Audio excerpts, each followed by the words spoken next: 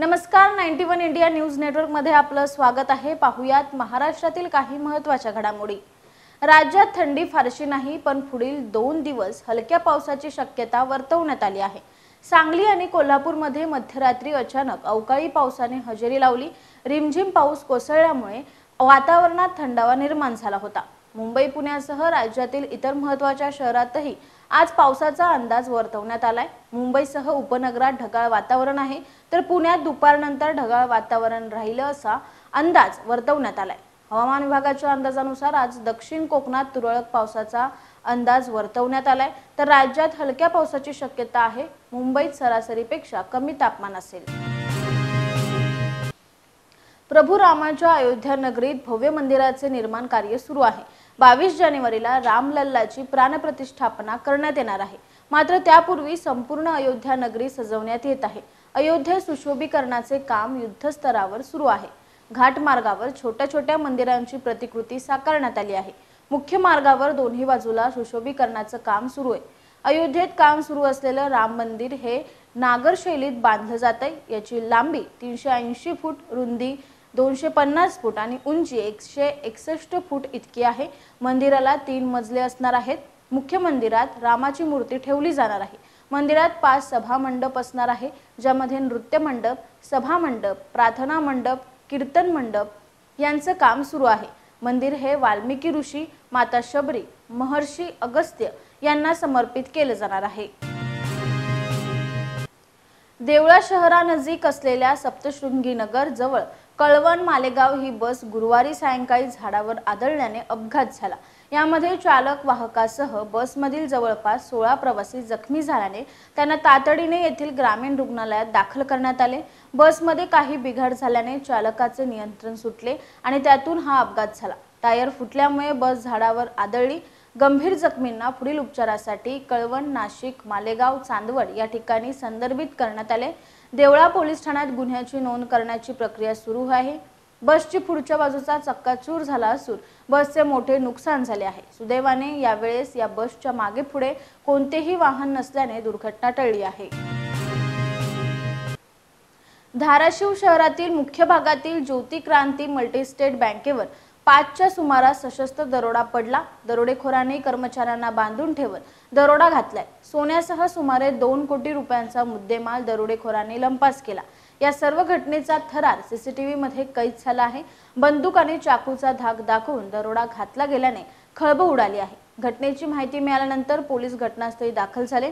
पोलिसांनी दरोडेखोरांचा तपास सुरू केला आहे। सीसीटीव्ही मध्ये 4 आरोपी दरोडेखोर जाताना कैद झाले आहेत।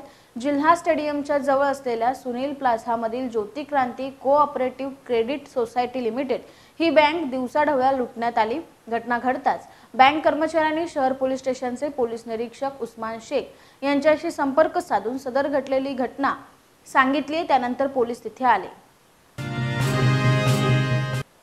सांगलीच्या कुपवाडमधील बामनोली येथील विद्यार्थिनीच्या आत्महत्येनंतर त्याच महाविद्यालयातील एका विद्यार्थ्याने गळफास घेऊन आत्महत्या केल्याचा धक्कादायक प्रकार समोर आला आहे।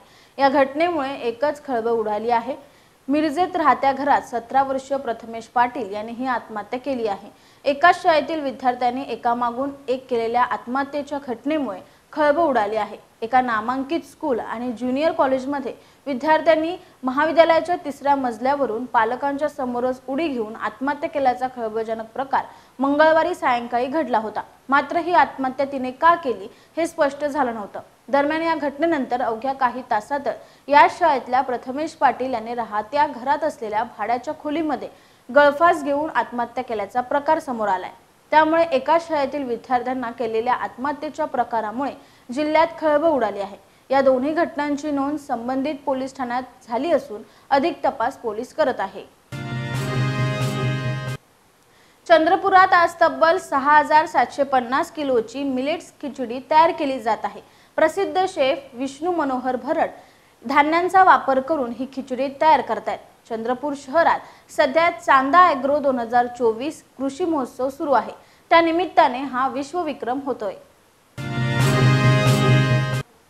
नोंदीनुसार व वेळेवर ऊसतोडणी होत नाही, ऊसतोडणीत राजकारण होत आहे अशी तक्रार करत नांदेडच्या सावरगाव येथील शेतकऱ्यांनी अर्धापूर तालुक्यातील भाऊराव चव्हाण सहकारी साखर कारखान्याच्या कार्यालयातच कर्मचाऱ्यांना कोंडून ठेवल्याची घटना समोर आली आहे। अखेर कार्यकारी संचालक व संचालक मंडळाने आश्वासन दिल्यानंतर शेतकऱ्यांनी कर्मचाऱ्यांना सोडून दिलं। अर्धापूर तालुक्यातील भाऊराव चव्हाण सहकारी साखर कारखान्याच्या ढिसाळ नियोजनामुळे शेतकऱ्यातून संताप व्यक्त होत आहे। राष्ट्रवादी काँग्रेस पक्षाचे नेते उपमुख्यमंत्री अजित पवार यांनी आज सकाळी 6 वाजण्याच्या सुमारास शिवाजीनगर येथील शासकीय अभियांत्रिकी महाविद्यालयास भेट दिली। त्यावेळी त्यांनी तेथील कामाबाबत आणि अनेक प्रकल्पाबाबत माहिती जाणून घेतली, तर काही आवश्यक सूचना देखील अजित पवार यांनी उपस्थित अधिकाऱ्यांना केल्या। यावेळी जिल्हाधिकारी राजेश देशमुख, सार्वजनिक बांधकाम विभागाचे मुख्य अभियंता अतुल चव्हाण यांच्यासह अन्य अधिकारी उपस्थित होते। नमस्कार, 91 इंडिया न्यूज नेटवर्क मध्ये आपले सर्वांचे स्वागत। 91 इंडिया न्यूज नेटवर्क आता संपूर्ण महाराष्ट्रभर आपल्या आजूबाजूच्या ताज्या बातम्या पाहण्यासाठी आजच आमच्या चॅनलला लाईक, शेअर, सबस्क्राइब करा। तसेच 91 India news network app Google play store वर जाऊन डाउनलोड करा। अधिक माहितीसाठी www.91indianewsnetwork.com ला भेट द्या।